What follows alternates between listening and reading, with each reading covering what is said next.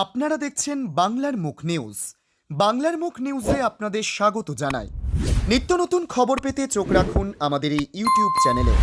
ভালো লাগলে সাবস্ক্রাইব করবেন, লাইক করবেন, শেয়ার করবেন এবং আপনার এলাকার সব রকমের খবর জানাতে আমাদের হোয়াটসঅ্যাপ করুন। উত্তরাখণ্ডের রজত জয়ন্তী উৎসবে যোগ দিয়ে প্রধানমন্ত্রী নরেন্দ্র মোদী উত্তরাখণ্ডকে পর্যটকদের গুরুত্বপূর্ণ জায়গা বলে আখ্যা দিলেন এবং আগামীতে পর্যটন কেন্দ্রকে ভারতের বৈচিত্র্যময় করার জন্য উদ্যোগ নেন মেক ইন ইন্ডিয়ার অংশ হিসেবে। এদিন তিনি তার বক্তব্যের মধ্য দিয়ে উত্তরাখণ্ডের পর্যটন কেন্দ্রকে আরও উন্নত করে তোলার জন্য বিভিন্ন উপযোগী পদক্ষেপ নেওয়ার জন্য বলেন। এই অনুষ্ঠানে উপস্থিত ছিলেন উত্তরাখণ্ডের বহু বিশিষ্ট ব্যক্তিবর্গরা। বাংলার মুখ news, Uttarakhand.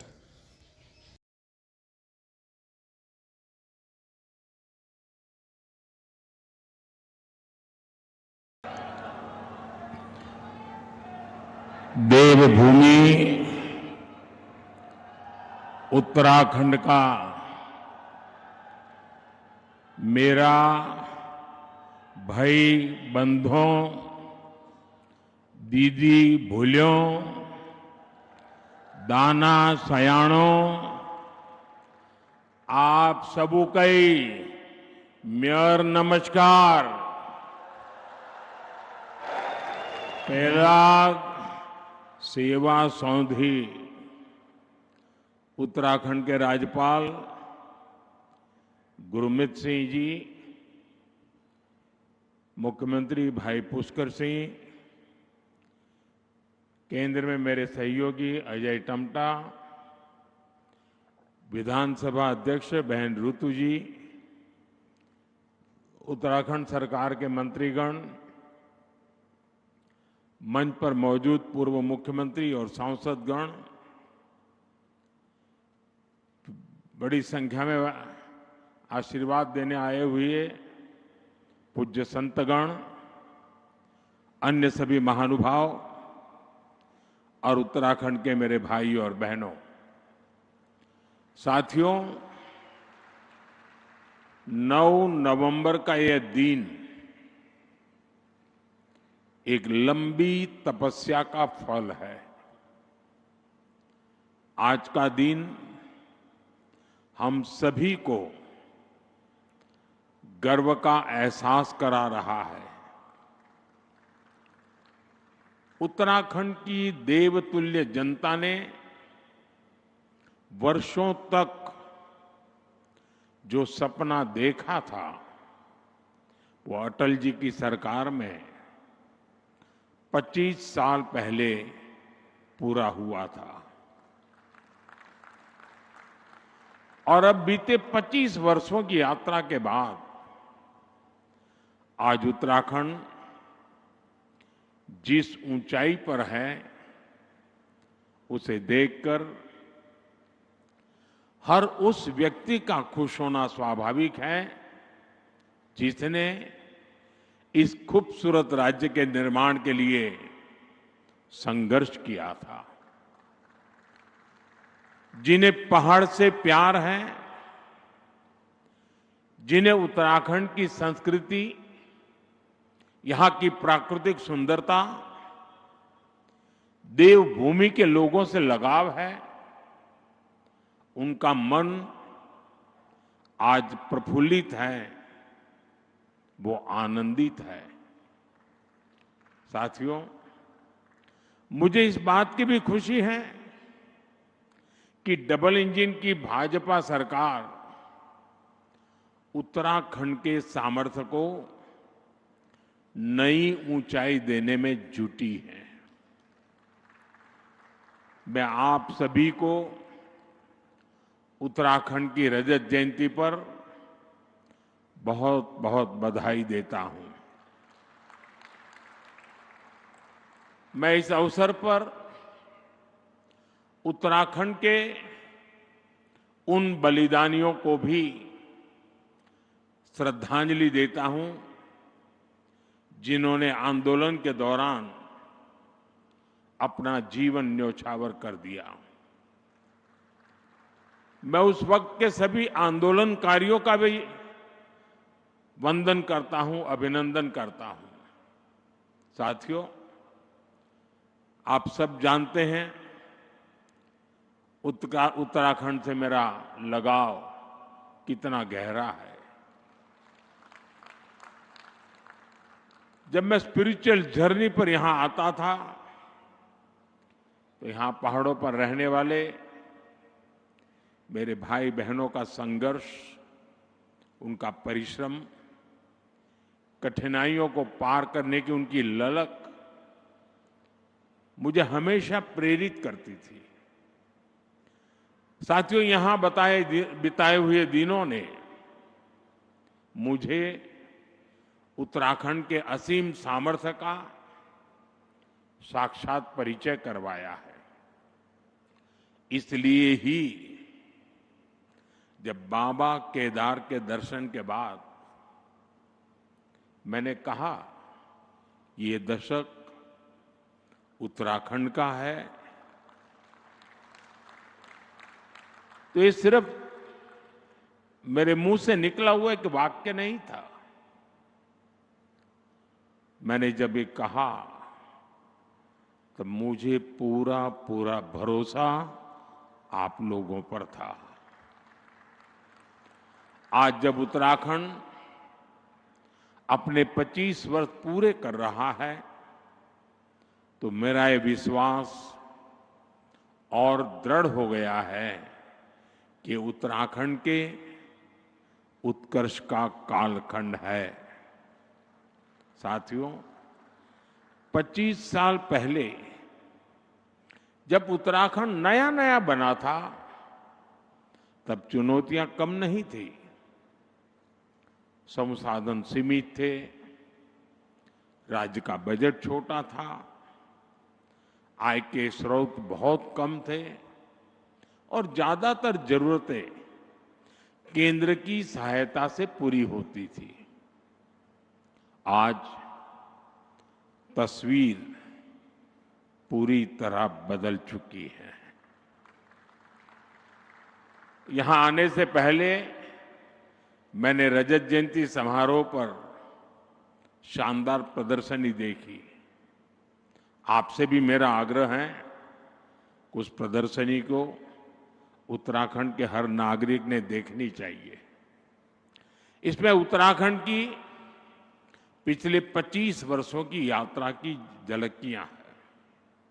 Infrastructure, education, industry, tourism, health, power और ग्रामीण विकास, ऐसे अनेक क्षेत्रों में सफलता की गाथाएं प्रेरित करने वाली है। 25 साल पहले उत्तराखंड का बजट सिर्फ 4,000 करोड़ रुपए था। आज जो 25 साल की उम्र के हैं उनको उस समय का कुछ भी पता नहीं होगा। उस समय 4,000 करोड़ रुपए का बजट था। आज ये बढ़कर 1,00,000 करोड़ रुपए को पार कर चुका है। 25 साल में उत्तराखंड में बिजली उत्पादन 4 गुना ज्यादा हो गया है। 25 वर्षों में उत्तराखंड में सड़कों की लंबाई बढ़कर 2 गुनी हो गई है और यहां 6 महीने में 4,000 यात्री हवाई जहाज से आते थे। 6 महीने में 4,000। आज एक दिन में 4,000 से ज्यादा यात्री हवाई जहाज से आते हैं। साथियों, इन 25 सालों में इंजीनियरिंग कॉलेजों की संख्या 10 गुना से ज्यादा बढ़ी है। पहले यहां सिर्फ एक मेडिकल कॉलेज था, आज यहां 10 मेडिकल कॉलेज है। 25 साल पहले वैक्सीन कवरेज का दायरा सिर्फ 25% भी नहीं था। 75% से ज्यादा लोग बिना वैक्सीन की जिंदगी शुरू करते थे। आज उत्तराखंड का करीब करीब हर गांव वैक्सीन कवरेज के दायरे में आ गया है। यानी जीवन के हर आयाम में उत्तराखंड ने काफी प्रगति की है। विकास की ये यात्रा अद्भुत रही है।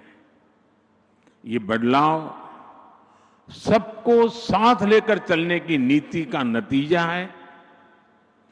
हर उत्तराखंडी के संकल्प का नतीजा है। पहली पहाड़ों की चढ़ाई विकासक बाढ़ के रोक दे सी, अब वही बटी नई बाट खुलन लागली। साथियों, मैंने कुछ देर पहले उत्तराखंड के युवाओं से, उद्यमियों से बात की। वे सभी उत्तराखंड की ग्रोथ को लेकर बहुत उत्साहित हैं। आज जो उत्तराखंड वासियों के उद्गार हैं, उनको अगर मैं गढ़वाली में कहूं तो शायद कोई गलती तो कर लूंगा, लेकिन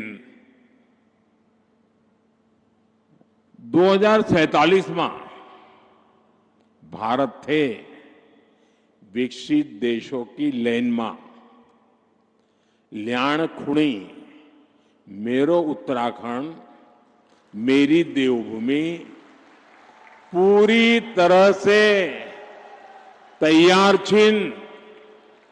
साथियों, उत्तराखंड की विकास यात्रा को गति देने के लिए आज भी यहां कई परियोजनाओं का उद्घाटन और शिलान्यास किया गया है। शिक्षा, स्वास्थ्य, पर्यटन और खेल से जुड़े ये प्रोजेक्ट्स यहां रोजगार के नए अवसर तैयार करेंगे। जमरानी और सौंग बांध परियोजनाएं देहरादून और हल्द्वानी शहर की पेयजल की समस्या को दूर करने में महत्वपूर्ण भूमिका निभाएगी। इन सभी स्कीम्स पर 8,000 करोड़ रुपए से ज्यादा खर्च किए जाएंगे। मैं उत्तराखंड वासियों को इन परियोजनाओं की बधाई देता हूं। साथियों, उत्तराखंड सरकार अब सेब और कीवी के किसानों को डिजिटल करेंसी में अनुदान देना शुरू कर रही है। इसमें आधुनिक टेक्नोलॉजी के माध्यम से आर्थिक मदद की पूरी ट्रैकिंग करना संभव हो रहा है। इसके लिए मैं राज्य सरकार, रिजर्व बैंक ऑफ इंडिया समेत सभी स्टेक होल्डर्स की भी प्रशंसा करता हूं। साथियों, देवभूमि उत्तराखंड भारत के आध्यात्मिक जीवन की धड़कन है।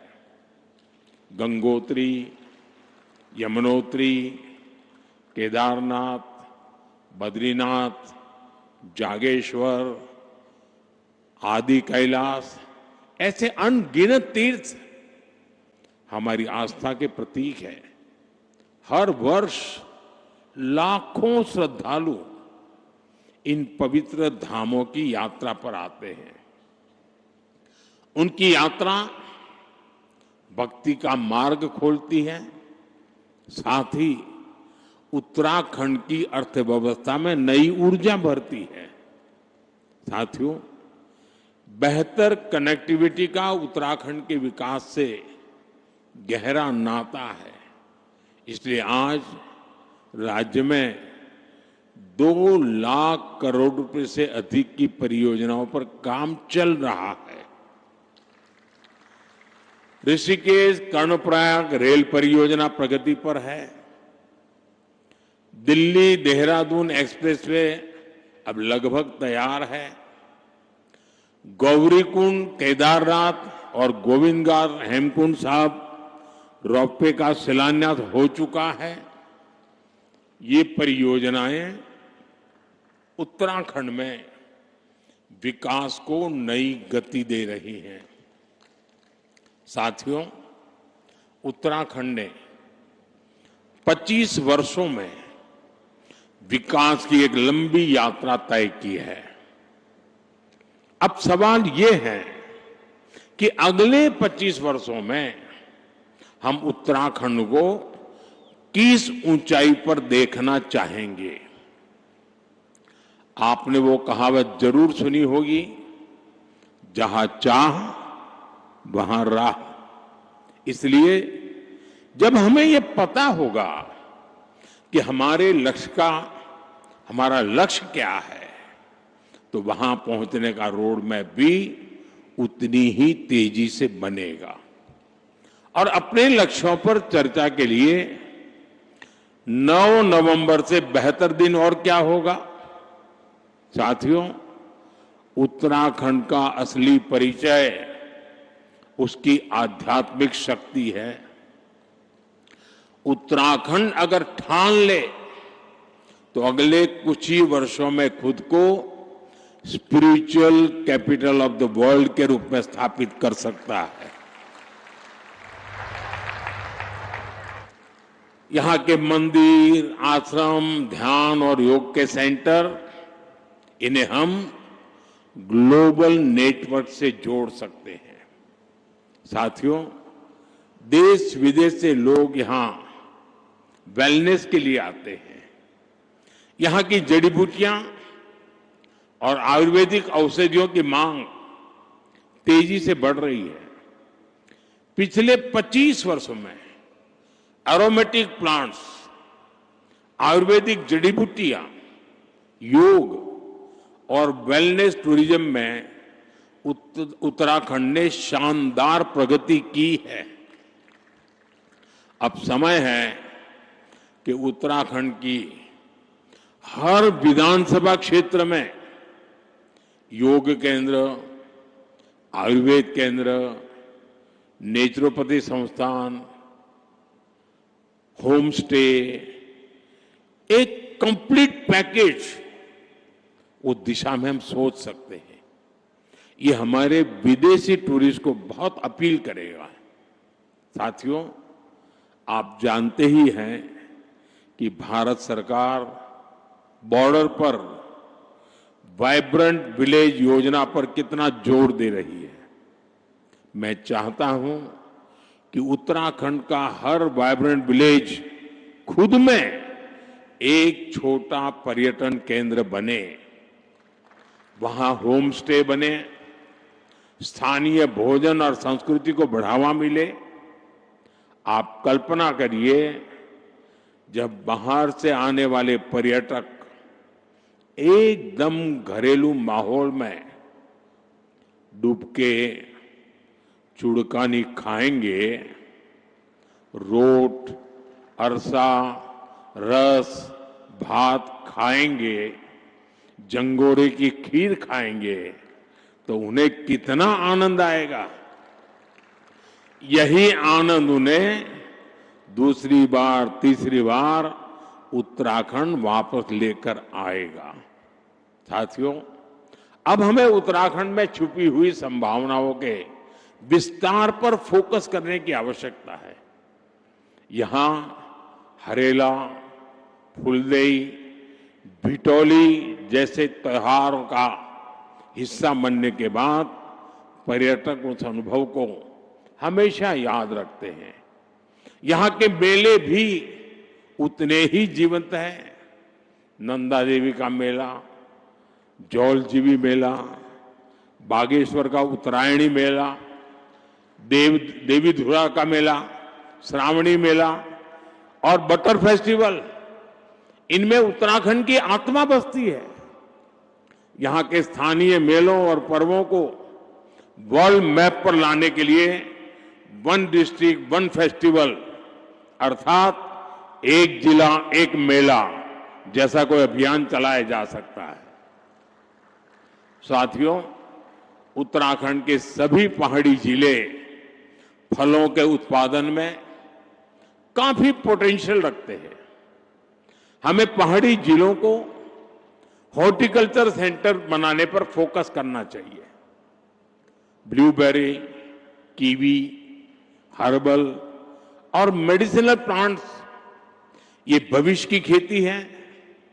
उत्तराखंड में फूड प्रोसेसिंग, हस्तशिल्प, ऑर्गेनिक प्रोडक्ट्स, इन सब के लिए एमएसएमईज को नए सिरे से सशक्त किए जाने की जरूरत है। साथियों, उत्तराखंड में 12 महीने पर्यटन की संभावनाएं हमेशा से रही है।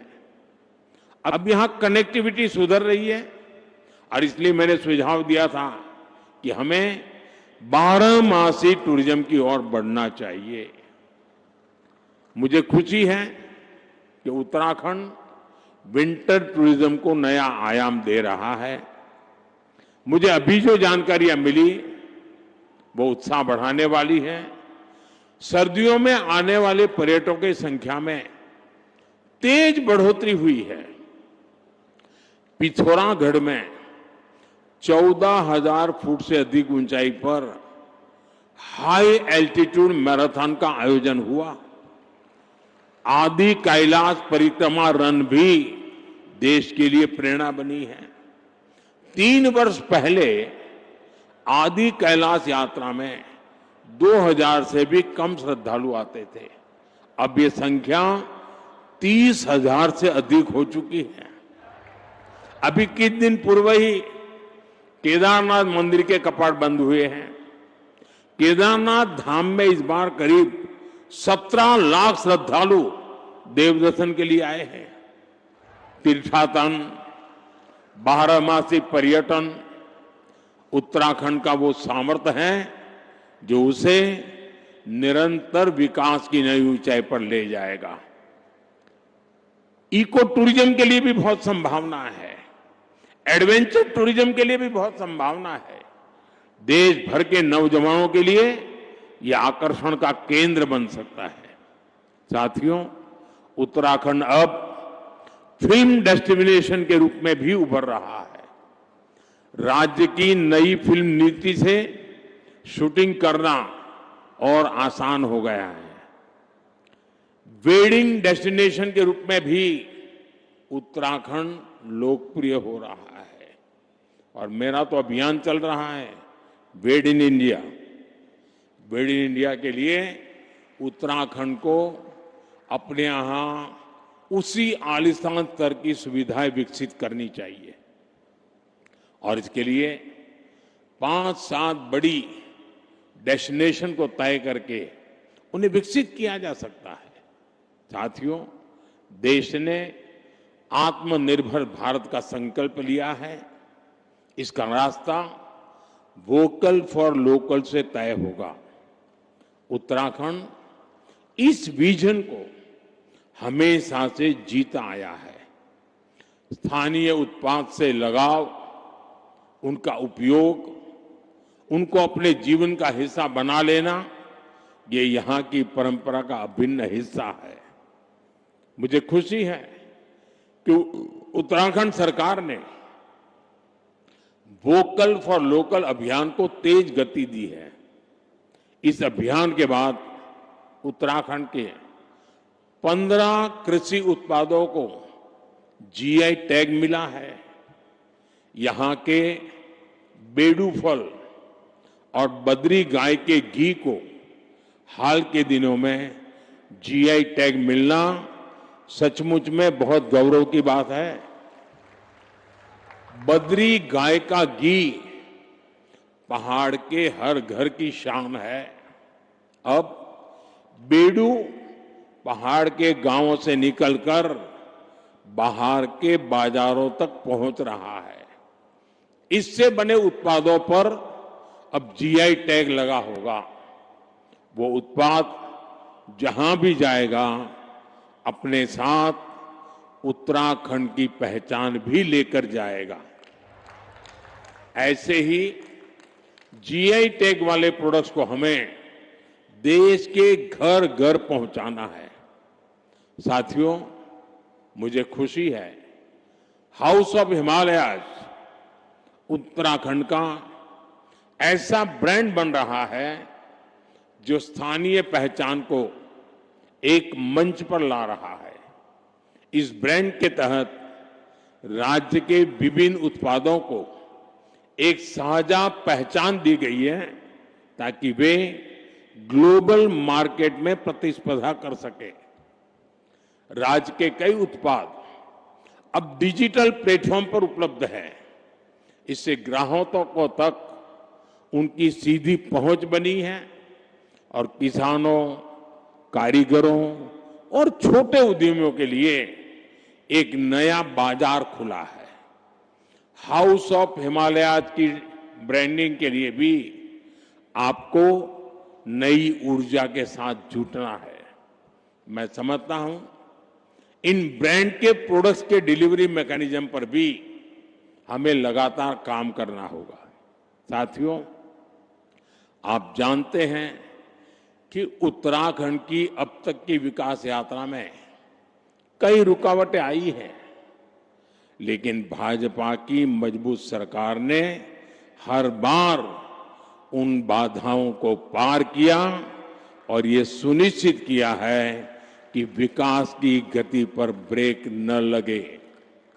उत्तराखंड की धामी सरकार ने जिस गंभीरता से यहां समान नागरिक संहिता को लागू किया, वो दूसरे राज्यों के लिए भी मिसाल है।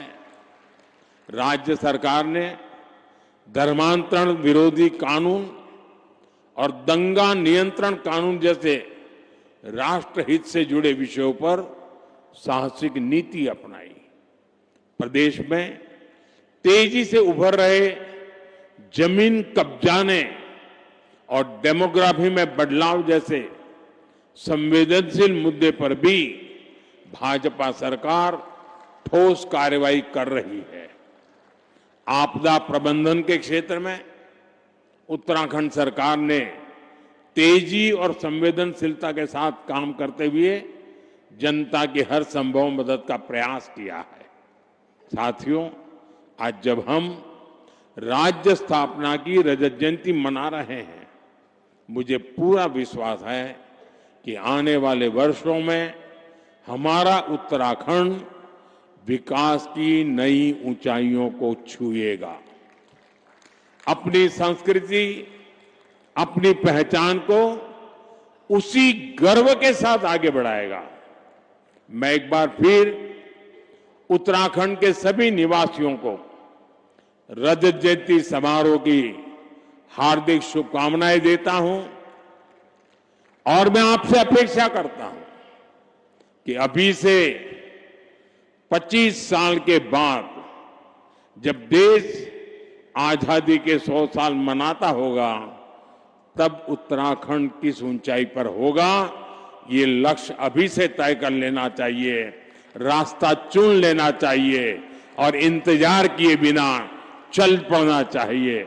मैं आपको ये भी भरोसा देता हूं कि भारत सरकार हमेशा उत्तराखंड सरकार के साथ खड़ी है। आपको हर कदम पर सहयोग देने को हम तत्पर हैं।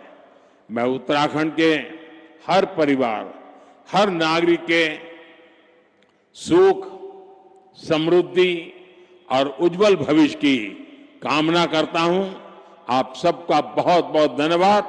भारत माता की, भारत माता की। वंदे मातरम का 150वां वर्ष है।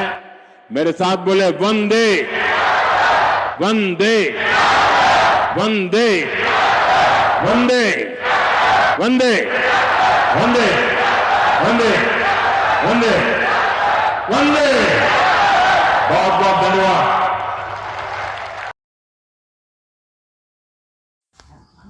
ছত্তিশগড়ে গরিয়াবন্দ জেলায় 7 জন মাওবাদী আত্মসমর্পণ করেছেন। এ বিষয়ে রায়পুর রেঞ্জের পুলিশ মহাপরিদর্শক অমরেশ মিশ্রের সামনে তারা অস্ত্র রেখে সমাজের মূল স্রোতে ফিরে আসলেন। এই 7 জন মাওবাদী পুলিশের কাছে তাদের সমস্ত অস্ত্র তুলে দিয়েছেন। এই মাওবাদীদের ধরতে 37 লক্ষ টাকা পুরস্কার ঘোষণা করা হয়েছিল বলে পুলিশ সূত্রে জানা গেছে। বাংলার মুখ নিউজের বিশেষ প্রতিবেদন ছত্তিশগড়।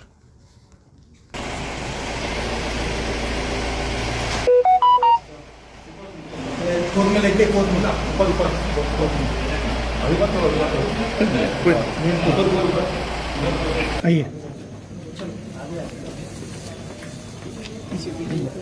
आ जाओ सुनिए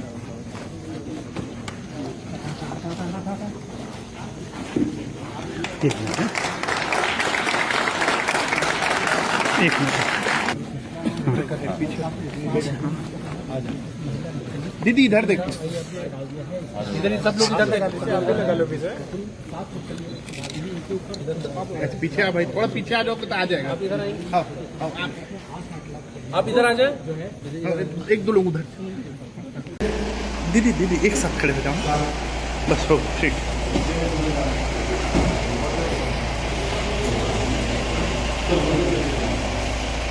ठीक हो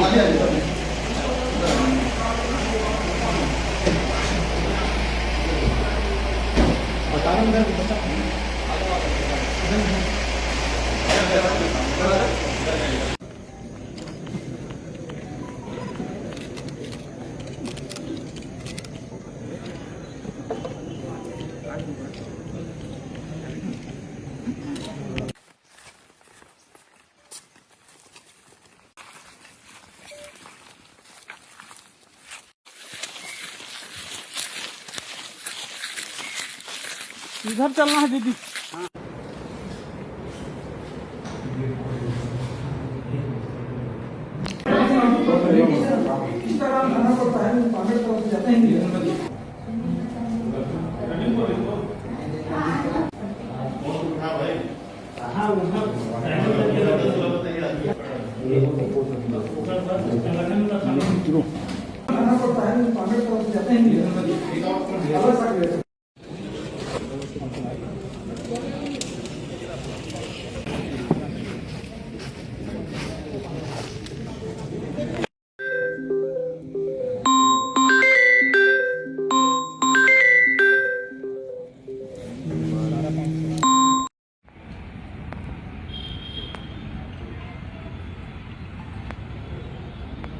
कर रहे हैं सर, आपकी अनुमति से मैं सबको बुला आत्मसमर्पण भी काफी महत्वपूर्ण माना जाएगा क्योंकि जमीन पर और कहीं अभियान को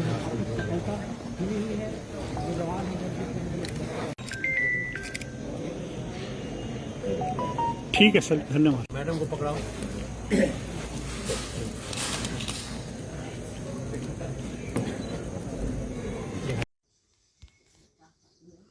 মমতা বন্দ্যোপাধ্যায় অযথা এসআইআর নিয়ে বিভ্রান্তি ছড়াচ্ছেন। কোনো ভারতীয় মুসলমান বা কোনো হিন্দু শরণার্থীর নাম তালিকা থেকে বাদ যাবে না। কেবল 4 ধরনের মানুষের নাম বাদ যাবে: মৃত ভোটার, যাদের একাধিক জায়গায় নাম রয়েছে, ভুয়ো ভোটার এবং বাংলাদেশি মুসলিম বা অনুপ্রবেশকারীর। এসআইআর নিয়ে তৃণমূল কংগ্রেসের নেত্রীর অবস্থান দ্বিচারিতার সবচেয়ে বড় উদাহরণ। একদিকে এসআইআর নিয়ে মানুষকে বিভ্রান্ত করছে, অন্যদিকে তৃণমূলের নেতা, মন্ত্রী, এমনকি মুখ্যমন্ত্রী নিজে এসআইআরের এনুমারেশন ফর্ম গ্রহণ করে এটা প্রমাণ করেছেন যে সংবিধানকে উপেক্ষা করে ভারতবর্ষের রাজনীতিতে রাজনৈতিক দল হিসেবে তিনি টিকে থাকতে পারবেন না। এমনটাই চাঞ্চল্যকর অভিযোগ তুলেছেন শুভেন্দু অধিকারী সাংবাদিক সম্মেলন করে। দেখুন একটি প্রতিবেদন।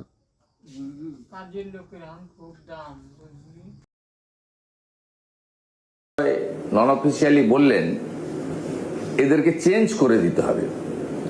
কিছু কিছু জায়গায় চেঞ্জ করেনি তা নয়, চেঞ্জ করেছে এবং আমাদের নজরদারি থাকার ফলে সবাইকে চেঞ্জ করতে পারেনি। আমরা নজরদারি রেখেছিলাম প্রত্যেকটা দিন 24/7 ওনার অপকর্ম, ওনার ষড়যন্ত্রকে আমাদের ঠেকানোর জন্য যা যা করার আমরা করেছিলাম। কিন্তু লাগাতার এসআইআর কে এনআরসি বলা, এসআইআর করতে না দেব এই প্রচার হুমকি দেওয়া এবং বিএলও থেকে শুরু করে ইলেকশন কমিশনের সর্বোচ্চ আধিকারিক পর্যন্ত ব্যাপকভাবে উনি আক্রমণ চালিয়ে গেছেন। মূল উদ্দেশ্য ছিল যাতে ওনাকে ভয় পেয়ে ইলেকশন কমিশন পশ্চিমবঙ্গে এই নির্বাচনের আগে ত্রুটিমুক্ত ভোটার তালিকা না করেন এবং নিবিড় ভোটার তালিকা সংশোধন থেকে বিরত থাকেন। এটাই ছিল ওনার মেন মোটো। উনি ধমকে চমকে অনেককে শুইয়ে দেন, এটাও চেয়েছিলেন। এমনকি যখন দেখলেন না এসআইআর আটকানো যাবে না, তখন সরাসরি বর্তমান সিএস পদমর্যাদার আইএস মনোজ আগরওয়ালকে আক্রমণ করলেন এবং আমরা চ্যালেঞ্জ করলাম 72 ঘন্টার মধ্যে প্রমাণ দিন যদি দুর্নীতি থাকে। সেটা তিনি দিতে পারেননি। যখন দেখলেন মনোজ আগরওয়াল এবং সিওকে বাগে আনা যাচ্ছে না, দুর্নীতির তথ্য শুধুমাত্র আকাশে ভাসিয়ে দেওয়া গেছে, ডকুমেন্ট দেওয়া যায়নি, তখন তিনি বা ওনার ভাইপো জ্ঞানেশ কুমারজি সিইসি তাকে বাপ তুলে আক্রমণ করলেন। উনি 27 ফেব্রুয়ারি থেকে নেতাজি ইন্ডোর স্টেডিয়াম থেকে রীতিমতো লাগাতার সরকারি আধিকারিকদেরকে এবং নির্বাচনের কাজে যুক্ত কর্মচারী তাদেরকে ধমক চমক দিয়ে আসছেন। প্রথম তিনি ধমক দিলেন যে আধিকারিকরা এখন কি ইলেকশন কমিশন, এমসিসি যখন চালু হবে তখন ইলেকশন কমিশন, 2 মাসের আগে আমি, 2 মাসের পরেও আমি, এগুলো করবেন না আপনারা। সরাসরি হুমকি। এসডিও বিডিও যারা ইআরও এইআরও ডিইও। তারপরে আরো এক ধাপ এগিয়ে গিয়ে বোলপুরের প্রশাসনিক সভা থেকে বললেন যে আমাকে না জানিয়ে কেন 1000 বিএলও গিয়ে দিল্লিতে ট্রেনিং নিয়ে এসছেন। ডিএমদেরকে মনোজ পন্ত মহোদয় নন অফিসিয়ালি বললেন এদেরকে চেঞ্জ করে দিতে হবে। কিছু কিছু জায়গায় চেঞ্জ করেনি তা নয়, চেঞ্জ করেছে এবং আমাদের নজরদারি থাকার ফলে সবাইকে চেঞ্জ করতে পারেনি। আমরা নজরদারি রেখেছিলাম প্রত্যেকটা দিন 24/7 ওনার অপকর্ম, ওনার ষড়যন্ত্রকে আমাদের ঠেকানোর জন্য যা যা করার আমরা করেছিলাম। কিন্তু লাগাতার এসআইআর কে এনআরসি বলা, এসআইআর করতে না দেব এই প্রচার হুমকি দেওয়া এবং বিএলও থেকে শুরু করে ইলেকশন কমিশনের সর্বোচ্চ আধিকারিক পর্যন্ত ব্যাপকভাবে উনি আক্রমণ চালিয়ে গেছেন। মূল উদ্দেশ্য ছিল যাতে ওনাকে ভয় পেয়ে ইলেকশন কমিশন পশ্চিমবঙ্গে এই নির্বাচনের আগে ত্রুটিমুক্ত ভোটার তালিকা না করেন এবং নিবিড় ভোটার তালিকা সংশোধন থেকে বিরত থাকেন। এটাই ছিল ওনার মেন মোটো। উনি ধমকে চমকে অনেককে শুইয়ে দেন, এটাও চেয়েছিলেন। এমনকি যখন দেখলেন না এসআইআর আটকানো যাবে না, তখন সরাসরি বর্তমান সিএস পদমর্যাদার আইএস মনোজ আগরওয়ালকে আক্রমণ করলেন এবং আমরা চ্যালেঞ্জ করলাম 72 ঘন্টার মধ্যে প্রমাণ দিন যদি দুর্নীতি থাকে। সেটা তিনি দিতে পারেননি। যখন দেখলেন মনোজ আগরওয়াল এবং সিওকে বাগে আনা যাচ্ছে না, দুর্নীতির তথ্য শুধুমাত্র আকাশে ভাসিয়ে দেওয়া গেছে, ডকুমেন্ট দেওয়া যায়নি, তখন তিনি বা ওনার ভাইপো জ্ঞানেশ কুমারজি সিইসি তাকে বাপ তুলে আক্রমণ করলেন। তারকেশ্বর বিধানসভার অন্তর্গত তারকেশ্বর রেল স্টেশন সংলগ্ন এলাকার একটি 4 বছরের শিশুকন্যাকে শারীরিক নিগ্রহ এবং পাশবিক অত্যাচার করা হয়। এই ঘটনাটি জানাজানি হওয়ার পর সামান্য মেডিকেল করে ছেড়ে দেওয়া হয় ওই শিশুটিকে, কিন্তু পরবর্তীকালে শিশুটি গুরুতর অসুস্থ থাকায় তারকেশ্বর বিধানসভার ভারতীয় জনতা পার্টির কার্যকর্তারা ঘটনাস্থলে গিয়ে পরিবারের সঙ্গে কথা বলেন। তার চিকিৎসার ব্যবস্থা এবং তারকেশ্বর থানায় অভিযোগ দায়ের করা হয়। প্রথমে অভিযোগ নিতে অস্বীকার করে পুলিশ প্রশাসনের পক্ষ থেকে। পরে বিজেপির কার্যকর্তারা এই ঘটনার প্রতিবাদে থানার সামনে অবস্থান বিক্ষোভ শুরু করলে বাধ্য হয়ে পুলিশ প্রশাসন অভিযোগ গ্রহণ করে বলে বিজেপির পক্ষে জানানো হয়। যদি অবিলম্বে এই ঘটনায় দোষীদের শনাক্ত করে দৃষ্টান্তমূলক শাস্তির ব্যবস্থা গ্রহণ না করা হয়, তাহলে আগামীকাল থেকেই এই ঘটনার প্রতিবাদে ভারতীয় জনতা পার্টির লাগাতার আন্দোলন কর্মসূচি শুরু করবে, এমনটাই হুঁশিয়ারি দিয়ে জানিয়েছেন বিজেপি নেতা কর্মীরা। বাংলার মুখ নিউজ, তারকেশ্বর।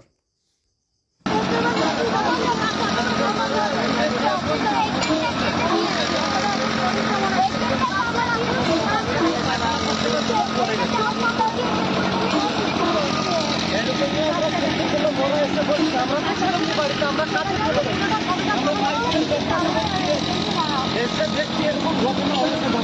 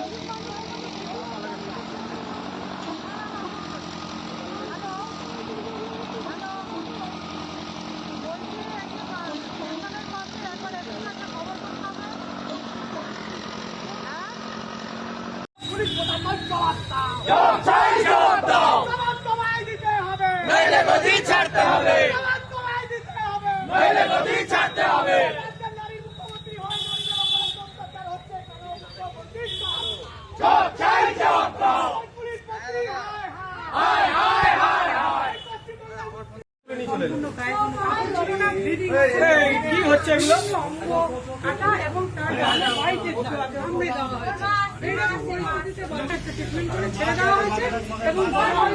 একজন ওটো একটা